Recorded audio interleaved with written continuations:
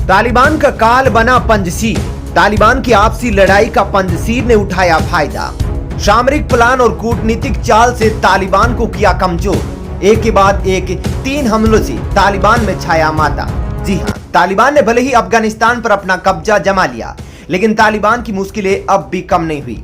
पंजशीर जो तालिबान के खिलाफ एक स्तंभ की तरह खड़ा है, तालिबान को मिटाने के लिए पूरी तरह रणनीतियों को बना रहा है। अफगानिस्तान की राजधानी काबुल से 125 किलोमीटर की दूर पर स्थित पंजशीर की घाटी तालिबान के नाक का नासूर बन गई है, जो लगातार तालिबान को दिखा रही है कि अभी भी वे चैन से सरकार को नहीं चला पाएंगे और अफगानिस्तान की जनता पर जुल्मों से पहले उन्हें पंजशीर से निपटना होगा।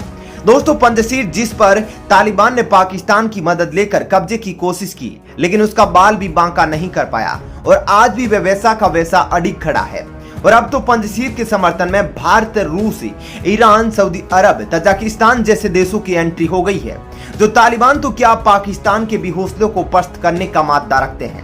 वहीं पंजशीर ने अब सामरिक तौर पर तालिबान का सामना करने के अलावा तालिबान को कूटनीतिक तरीके से भी फेल करने का प्लान बना लिया है, क्योंकि पंजशीर के लिए भारत, रूस जैसे देशों की खतरनाक खुफिया विशेषज्ञों का दिमाग काम कर रहा है, जो न केवल तालिबान को युद्ध के क्षेत्र में पटखनी दे रहा है, बल्कि कूटनीतिक तौर पर भी तालिबान के मंसूबों पर पानी फेर रहा है।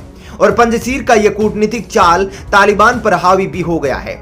पंजशीर पर भारत के सीक्रेट मिशन के बाद पहले जो पाकिस्तान तालिबान के साथ खड़ा था और पंजशीर के लीडरों के सर काटने की सुपारी ले रहा था, वही पाकिस्तान अब पंजशीर से शांति की मांग कर रहा है। और इमरान खान एक बार फिर से बेसुरी अफगान राग गाने में लग गया है, जिसमें वे तालिबान से कह रहा है कि पंजशीर के लोगों को भी सरकार में शामिल किया जाए।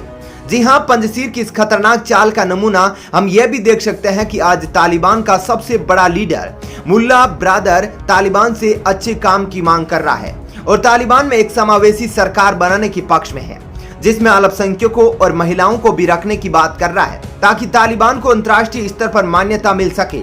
और इसके पीछे कहीं ना कहीं विशेषज्ञों का मानना है कि मुल्ला ब्रादर और पंजशीर के लीडर अहमद मसूद और अमरुल्लाह सालेह से मुलाकात हुई है, क्योंकि आपको पता है कि तालिबान देश को तो क्या अपने घर को भी सही से नहीं चला पाते। वे तालिबान अब मान्यता के लिए क्या मायने समझे।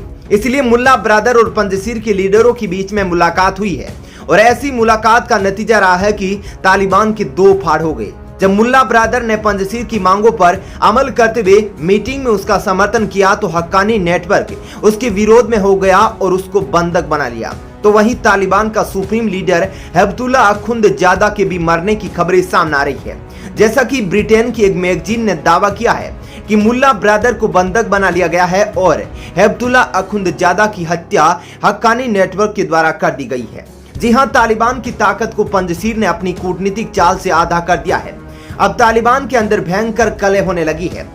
पंजशीर की इस कूटनीतिक चाल का फायदा यह हुआ कि तालिबान का ध्यान अब आपस के मुद्दों को सुलझाने में लग गया है, तो दूसरी ओर पंजशीर अब एक और प्लान तैयार करने में लग गया है, जिसमें वे तालिबान के लड़ाकों को ढूंढ ढूंढ कर मारने में लग गया है। जहां पर तालिबान के लड़ाकों की संख्या कम होती है, पंजशीर के शेर वहां पर पहुंच जाते हैं। और जो खबरें अब अफगानिस्तान से आ रही है, वह वाकई में हैरान करने वाली है और तालिबान के पसीने छुड़ाने वाली है। दोस्तों, बहुत ही जल्द अब पंजशीर अफगानिस्तान से पाकिस्तान की छुट्टी करने वाला है, क्योंकि जिस प्रकार से एक्शन में पंजशीर आया है, इसके पीछे ताकतें कई देशों की है और उसको सारा का सारा साजो सामान, युद्ध और अन्य जरूरतों का पूरा करने के लिए जो जरूरी है, वह रातों रात सप्लाई पंजशीर की घाटी में किया जा रहा है।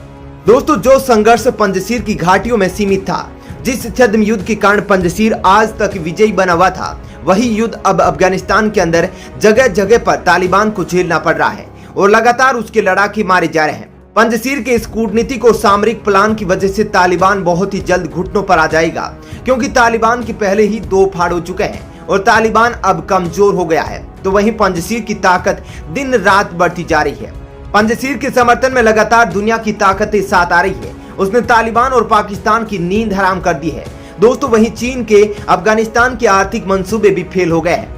दोस्तों, पंजशीर के सामरिक प्लान की वजह से तालिबान पर लगातार अटैक हो रहे हैं और ये कोई छोटे मोटे अटैक नहीं, बल्कि तालिबान के अंदर खौफ के बादल मंडराने वाले हैं। दरअसल अफगानिस्तान के पूर्वी हिस्से में बुधवार को तालिबान के वाहनों पर किए गए हमले में कम से कम 2 लड़ाकों और 3 आम नागरिकों की मौत हो गई है। पिछले महीने अफगानिस्तान पर तालिबान की काबिज होने के बाद यह हिंसा की सबसे बड़ी घटना है।